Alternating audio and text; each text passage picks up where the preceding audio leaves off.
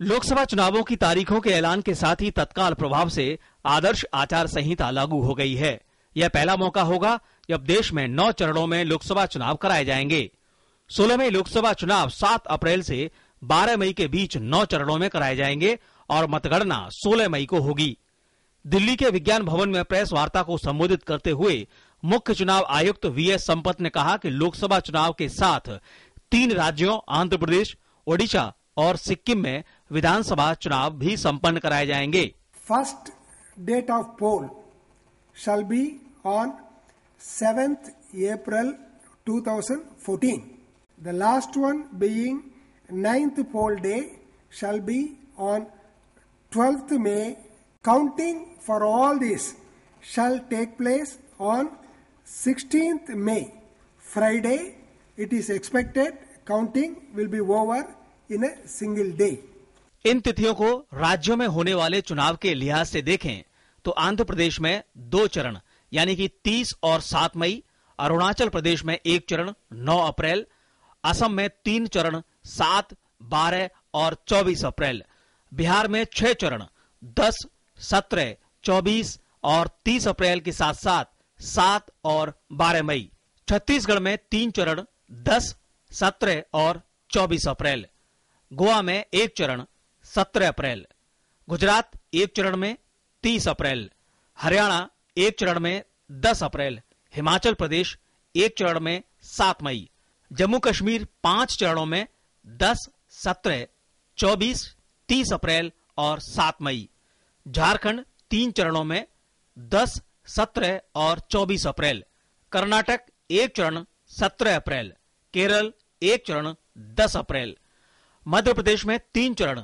10, 17 और 24 अप्रैल, महाराष्ट्र में 3 चरण 10, 17 और 24 अप्रैल, मणिपुर में 2 चरण 9 और 17 अप्रैल, मेघालय, मिजोरम, नागालैंड में 1 चरण यानी कि 9 अप्रैल, ओडिशा 2 चरण 10 और 17 अप्रैल, पंजाब 1 चरण 30 अप्रैल, राजस्थान 2 चरण 17 और 24 अप्रैल, सिक्किम 1 चरण 12 अप्रैल, तमिलनाडु 1 चरण 24 अप्रैल, त्रिपुरा 2 चरण 7 और 12 अप्रैल, उत्तर प्रदेश 6 चरण 10, 17, 24, 30 अप्रैल और 7 और 12 मई, उत्तराखंड 1 चरण 7 मई, पश्चिम बंगाल 5 चरण 17, 24, 30 अप्रैल, 7 और 12 मई, अंडमान निकोबार 1 चरण 10 अप्रैल, चंडीगढ़ 1 चरण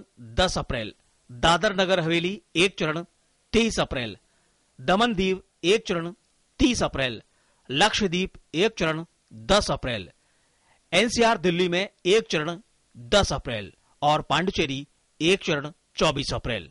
साथ ही 3 राज्यों में होने वाले विधानसभा चुनावों की तारीखों का भी ऐलान कर दिया गया। आंध्र प्रदेश 2 चरण 30 अप्रैल और 7 मई, ओडिशा 2 चरण 10 और 17 अप्रैल, सिक्किम 1 चरण 12 अप्रैल।